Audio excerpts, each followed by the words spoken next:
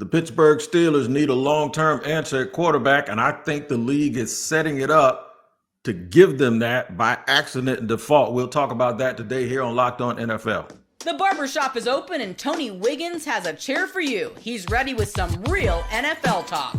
The local experts of Locked On bring their expertise, and Wiggy is ready with his clippers and shears. Sit down and enjoy. The new Locked On NFL starts now. Locked On Podcast Network. Your team every day.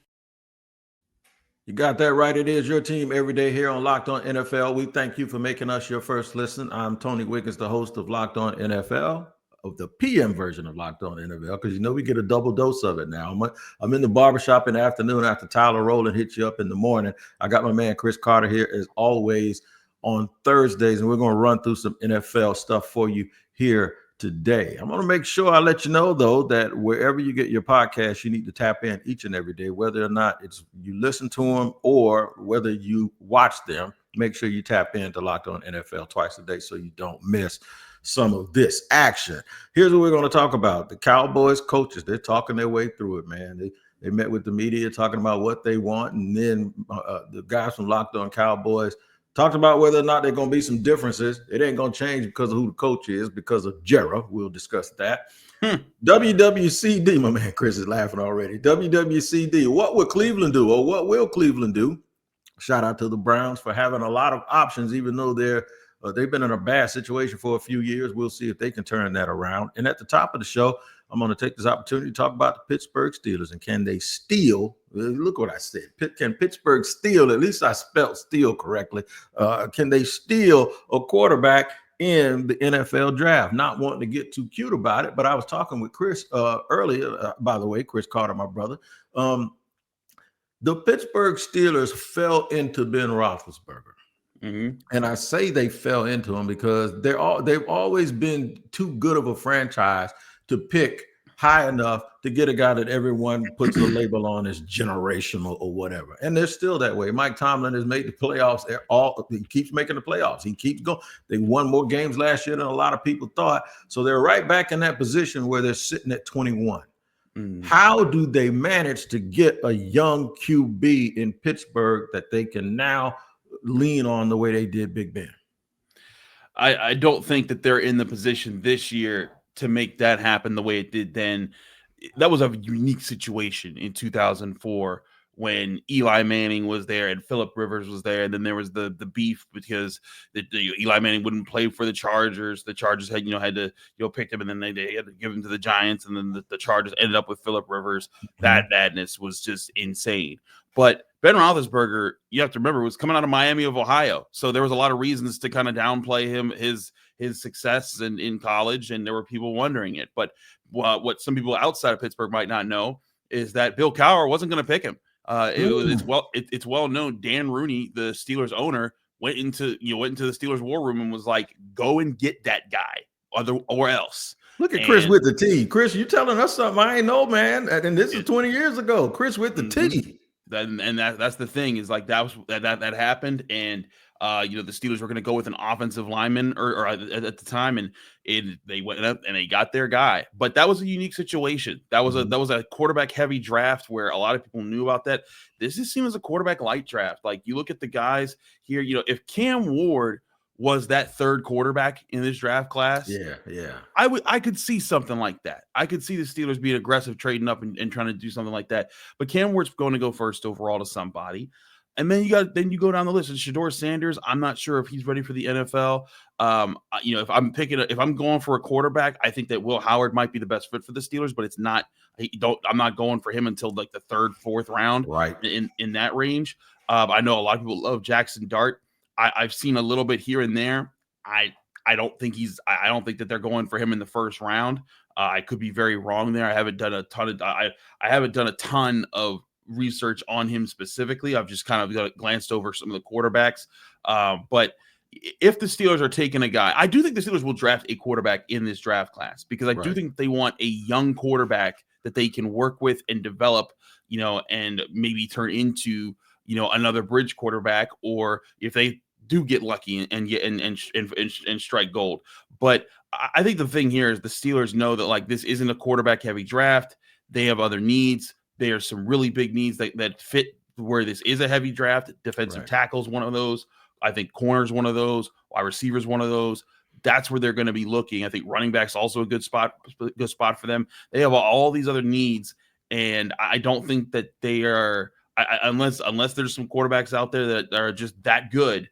I don't see them reaching up too high to get one of these guys. All right, so I'm going to play Peacock and Williamson. You know Matt very well up in Pittsburgh. I'm going to play Peacock and Williamson and give you their idea of who's going to be left over after those top two guys. And then I'll come back and maybe surprise you with the guy that I think might be the developmental quarterback for him. And then tell you also, just as a little bit of a bonus, I'll tell you, I keep doing these mocks where I'm everybody. And I keep ending up with this one guy in Pittsburgh. And I'm going to ask you how you feel about it. But check this out. Are the top two guys the top two guys? Everyone knows Cam Ward and Shedeur Sanders. So for your scouting eye, and it is early, we need to see actually how big and fast these guys all are at the combine. So still pretty early to be solidified here, especially with when nobody can really agree on after the top two guys. And in fact, Matt, I've seen some people, I think it was maybe Todd McShay. He was like, is Jackson Dart QB2 potentially? Yeah, I listened to that podcast in the NFL draft. And I got to say, Matt, before we get to your list, I've been hearing a lot of hype about Jackson Dart. So I was like, okay, I got to put on this tape and see what's going on here with this guy. And I was like, okay. Let's start with Dart. He's my number 4 guy. And I've heard people say he's making a strong push to get in the first round. He's clearly number 3. Big Senior Bowl. Let me stop there. I mean, his Senior Bowl was fine. It was most of the other guys there weren't very impressive. I have one game bias, and I know scouting isn't one game, but I saw Jackson Dart against the University of Florida basically blow the game with some terrible, terrible passes. Like on first down, you're in the red zone, and all you need is a touchdown with about 2 minutes to go, and the kid just on first down just wings it and just throws it up in the air. I mean, you got all day. I mean, you got timeouts, you got time to score, and you just throw it up for grabs. Those are the things that get you killed in the NFL. For me, it's Tyler Show, the Louisville kid who coached under who played under Jeff Brom, who knows how to develop quarterbacks and shape quarterbacks. I think he's the developmental quarterback I really, really like for Pittsburgh. It's just that they're in a perplexing position because they're always too good to pick high, and they're never bad enough to really get their hands on somebody. So without reaching for quarterbacks, maybe Show as a second-round guy for them.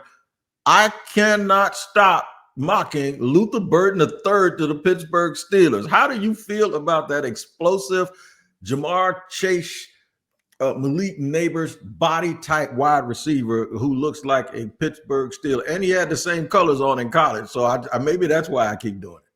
I look at his size and I wonder, would the Steelers prefer to go with an Emeka Egbuka or a Matthew Golden? I think that the Steelers, they need an outside threat, and Luther Burden could be an outside threat, but I think those guys might fit that billing a little bit better. I also don't know if I see Tyler Show in the second round. I think he's much later than that, in my opinion.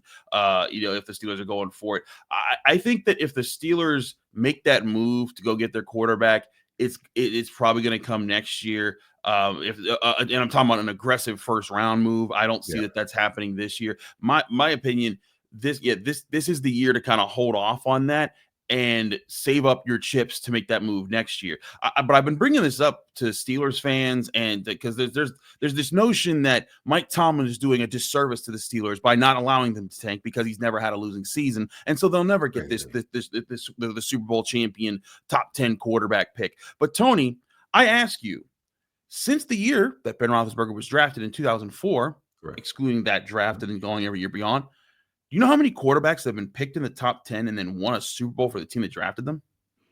I would guess 0. 1, and his name is Patrick Mahomes. That is the only quarterback in the last 20 NFL drafts to be picked in the top 10 and win the Super Bowl for the team that drafted them. Now there's Matt Stafford, but he won one for the Rams. He didn't win one for the Lions. Gotcha. And who knows? Maybe Josh Allen, maybe Joe Burrow, maybe they'll pull it off at some point, but they haven't yet. And I say this to say that is not necessarily the way to do it. And that only quarterback that did it, Patrick Mahomes, He was traded up for it to get that. The Chiefs were 12-4 the year that they got him. They were 20. They picked 27th in the draft. They traded from 27th to 10th. If you believe that your guy is there and you have the pieces around, you can go up and get that guy. And what I think the Steelers are trying to do right now, Tony, they are trying to build the chorus of a team so that they can feel comfortable and say, you know what? The offensive line ready, D-line ready, corners ready, linebackers ready, playmakers ready. We got the pieces around, because they're bringing it full circle now.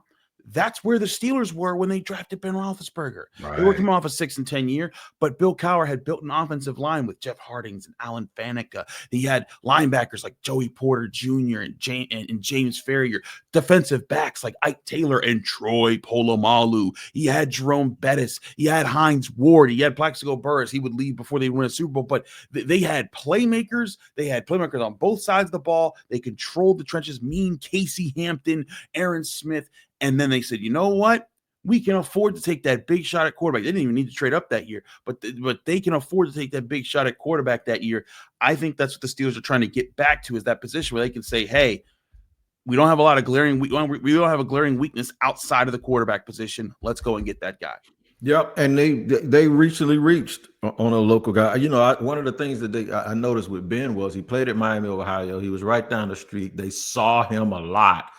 And I think they tried to duplicate that with Kenny Pickett. The difference is one guy's a big, strong, scrappy dude who used to run over people, and Kenny Pickett is Kenny Pickett. And it's a very, very difficult thing to do. But no, I would rather be winning and be consistent every year than tank and try to go up and get a quarterback, because just like you just said, and this is why I love using local experts, man. And we always talk about this on Locked On. He just basically broke down like we've done that before, right? And then what worked before and what didn't work, and then even gave us some tea on the fact that they weren't going to draft Ben Roethlisberger in the first place. I did not know that, man. But we'll talk more about it. We're going to move down the road a little bit, come east. I believe it's east, or it might be west. But talk about it's west. It is west, right? You see, I got my geography all screwed up, but we're going to go west and talk about the Cleveland Browns and what should Cleveland do, or what will Cleveland do. We'll hit that in just a second here on Locked On NFL. All right, today's show is sponsored by our friends over at Intuit TurboTax. Taxes are waiting and wondering and worrying if you're going to get any money back. I know how that is. And then waiting and wondering and worrying some more. Now Taxes is matching with a TurboTax expert who can do your taxes as soon as today. An expert who gives your taxes their undivided attention as they work on your return, while you get real-time updates on their progress so you can focus on your day. An expert who will find every deduction possible and file every form, every investment, everything with 100% accuracy. All just so you can get the most money back guaranteed. And that's what we all want. No waiting, no wondering, no worries. Now, this is what Taxes is. Get an expert now on TurboTax.com. Only available with TurboTax Live full service. Real-time updates only in iOS mobile app. See guaranteed details at TurboTax.com/guarantees. All right, moving along here on Locked On NFL on a Thursday. We're going to hang out and park a little bit right here in the AFC North. Cleveland. A lot of people look at Cleveland as a dumpster fire. And I joke with Ross Jackson that no, the biggest dumpster fire right now resides in New Orleans. And I'm not talking about the people of the city. I'm talking about the team and their salary cap, which ironically got a little bit of a boost yesterday around the National Football League. And that's all relative. But the one thing about Cleveland that I will say is there's blue sky. And people may disagree with me about that because of Deshaun Watson's contract. But I'll tell you, the blue sky is this. Yeah, they're trading maybe one of the 10 best players I've ever seen in Miles Garrett. And I might be pushing a little bit, but he's one of those dudes, man, of this generation. They're talking about, well, he wants to move on, and that's a chance for them to reboot a little bit. The Deshaun Watson contract, well, we're already into it now. It ain't like it just started. So I think the hard part of that is over. You now know he's not going to be the player for you. Sitting at number 2, and with Miles Garrett, I think the Cleveland Browns have a very, very interesting choice. Quarterback or not quarterback, I'll listen to my man up in Locked On Browns, and I'll let him tell you about it along with his guests about how they feel about the top quarterback prospect. I know, free agency comes first, but everybody is enamored, of course, with what the Browns are going to do with the number 2 overall pick. Are they going to take a quarterback? And I'll start simply by just asking you the same question that Andrew Berry got asked, a little over a month ago, or about a month ago at the Senior Bowl, where, I think some of your colleagues at Cleveland.com kind of asked him, like, do you see a starter in this draft class? And that's been bantied about, people sort of saying they don't know if the guys in this year's class how they would stack up with the guys from last year's class, Caleb Williams, Jaden Daniels, etc. But from your perspective, do you see one or multiple guys that you think could become legitimate franchise quarterbacks in this league in this year's 2025 draft class? Well, I've been high on Sanders for a long time, and I think I'm a little bit higher than some on him. And reason why is because I'm big on anticipation and accuracy at the NFL level. The ability to throw into those tight windows is so important. And with Shedeur, you also he's much more of a system guy. And people always say, what is a system guy? It simply means whatever's on the paper that you're learning, whatever your coach is teaching, you kind of stick with it. There's not a lot of improvisation. And that, if you think about what that really is, if you think about Patrick Mahomes, whether it's elite talent or whether it's the ability to understand, like Travis Kelce understands coverage, there's not a lot of that. And Shedeur Sanders stays on task. He understands where he's going with the football, his pre-snap processing. I also think Cam Ward is going to be an excellent pro. Now, Cam Ward gives you that wild card. So I think Cam Ward potentially could even have a higher ceiling, but I also think he has a much lower floor. I hate the thought of having to use the term system quarterback and the word Cam in a video and not be talking about Cam Newton and that whole thing that he was discussing last year. But see, the variance about how people feel about Shedeur, I think this sets something up of a bit of a wild card where we don't know what's going to happen in this draft. But I do think Cleveland, a lot of people look down on that and poo-poo on that situation. I actually think with the right decisions that they can come back out of this really, really fast. I mean, I guess you could. I mean, the Saints could make some great decisions, and they can come. Yeah, because you know who has the second worst salary cap situation behind the New Orleans Saints? Cleveland. It's the Cleveland Browns. Even with the $7 million boost, they're still $24.3 million over the cap. And if they end up having to trade Miles Garrett, they gonna need to kick out some cash, figure out a way to make that work, because he's not gonna save them money in cap savings. Right? He's gonna cost them. So because of his contract and the way it's structured, they are in a lot of trouble, Tony. Mm-hmm. And here's the other thing about this is that this was supposed to be their year. Yeah, this was supposed to be that they were like last year we took the step up. Now it's our turn to run the division. We're gonna beat the Bengals. We're gonna beat the Ravens. We're gonna run this thing. And they won 3 games? Yeah. So I think that if Miles Garrett, the guy who you built all this around, wants out, sure, the rebuild can get underway. And again, we got to see if it actually happens. Him saying that don't mean it's definitely going to happen, though. I think it's probably going to happen. But I think that he looks at it and he said during the season, if you went back and you go back and watch Hard Knocks, I think it was sometime after they lost to the Steelers, and he's like, I want to be on a winning team. I want to be on a Super Bowl competitive team, and the Browns need to show me that they're that. And when he says that in the middle of the season, and then at the end of the season he says, trade me, that means they didn't show you, right? And if your team captain, who by the way, all season long, when when they were showing him talking about what to focus on, he kept talking about individual accolades. He's like, oh, get your numbers up, guys, get this, get that, get this. It wasn't hey, let's come together, let's win like a team, it wasn't saying those types of things. He was about getting his, and I think that was a sign he always wanted out. And when your best player, and you're right, a generational player like Miles Garrett is saying he wants out, I doubt that there are. I doubt that there are not others who are thinking the same thing. You look all of a sudden, Denzel Ward's looking around. I want to be here for this? Do Right. I want to experience this stuff? And then when you lose guys like that, you got to do a complete rebuild. And that's where I think Kevin Stefanski, they are up against it right now. If they keep Miles Garrett, maybe they got a shot here.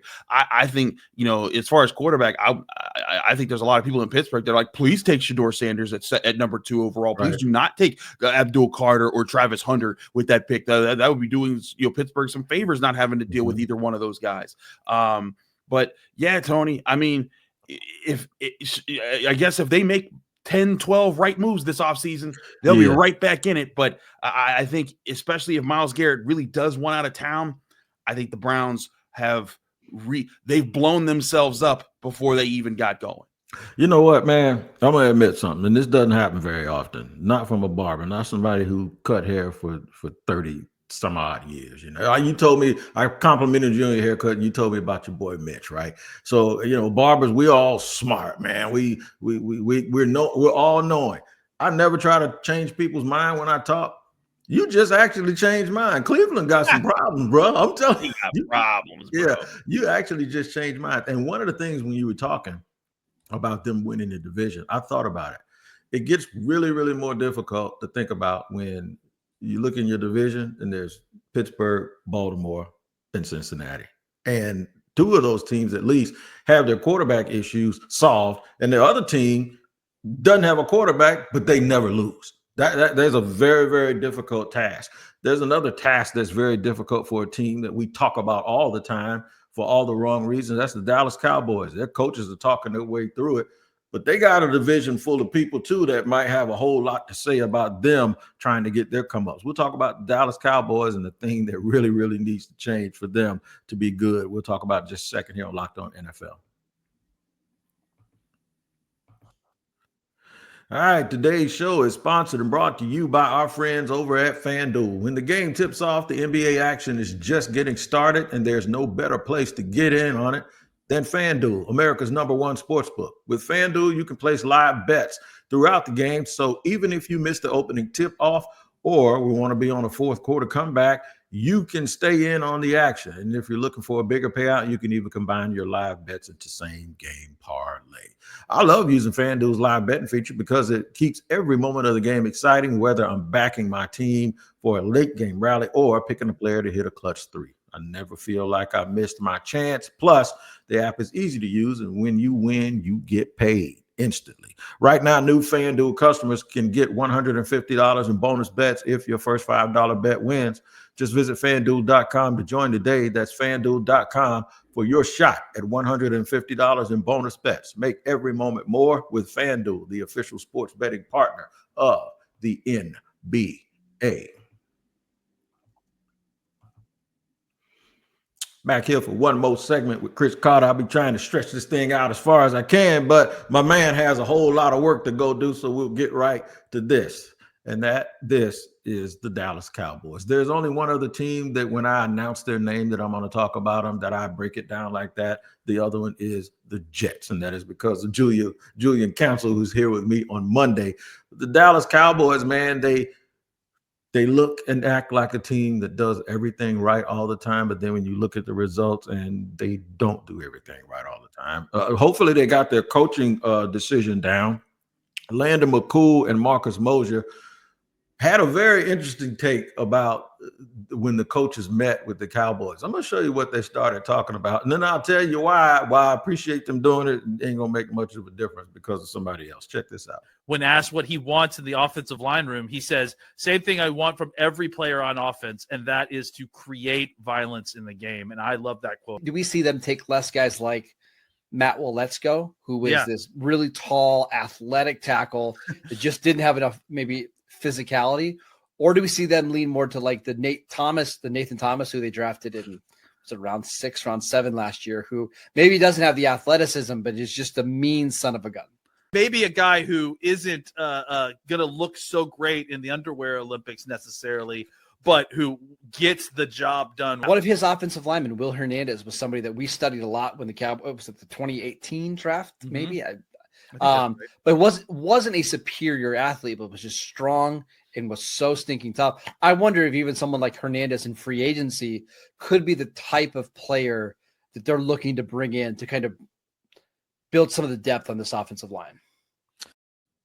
That's good talk. And I'll tell you why it's good talk, because in Jacksonville, they fired the general manager who was all about traits. That's the team I cover every day. And then they interviewed the new defensive coordinator, Anthony Campanile, who came from Green Bay. He says he wants guys that are violent. Violent at the start, guys who will find the ball and finish every play with violence. He wants tough guys.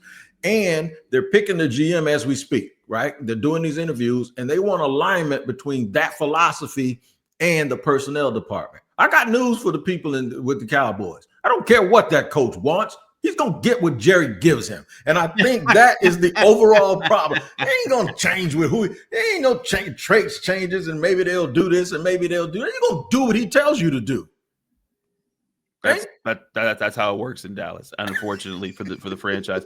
It's funny. I talked about how Dan Rooney was the Steelers owner, the son of the legendary Art Rooney, but Dan Rooney was also like the engineer between this on the management side of things that led to the 70s Steelers, right? And so he got to make that call on Ben Roethlisberger. Jerry Jones is the guy that his son had to wrestle away the draft card paper so that he didn't draft Johnny Manziel in the first round. So like there's a difference there. But I think like Tony, you go back to the 90s Cowboys, and there's plenty of documentaries out there about how Jimmy Johnson used to clown Jerry Jones because Jimmy Johnson, they'd be out and Jerry Jones would talk like he was the big wig that was behind the 90s Cowboys, and he was the reason. And Jimmy Jones would be like, you're not that guy. Listen, stay out of grown folks' business. You're the owner. Stay over there, dog. Stay over exactly. You're not the football guy that's making this work. And sure enough, Jerry Jones pushes Jimmy Johnson out of town. They do get one more Super Bowl, but since then they have never risen back to those heights. And I think that's where Jerry Jones gets in his own way a lot. And I think one thing that the best owners do, the one thing they'll say is like, hey, they'll go to the coach and they'll say, what do you need? There you go. Do you need a bigger coaching staff? Do you need this? And let your football people handle the football.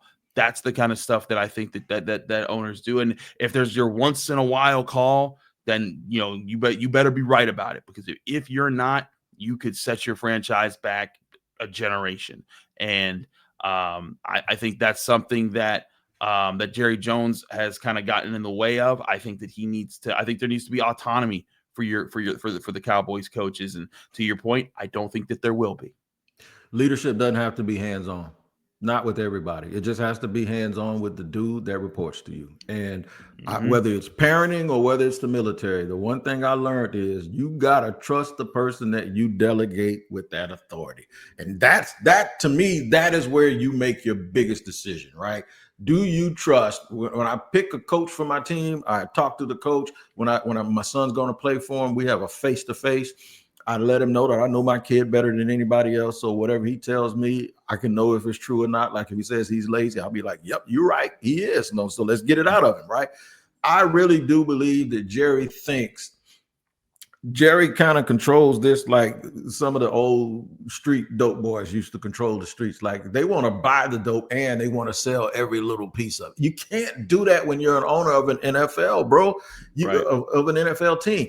Your job is to delegate authority and navigate the ship. You're not navigating the ship and going down and putting the boats in the water when somebody's on a cruise and cooking their food. You're not doing everything. And I think when he realizes that he is usurping his own team's authority and his coach's authority with his presence, especially with those press conferences and those radio appearances, that does more damage to me than anything in Dallas, because the players always know, Chris, that I listen to you, but if I need to, I can always go talk to him.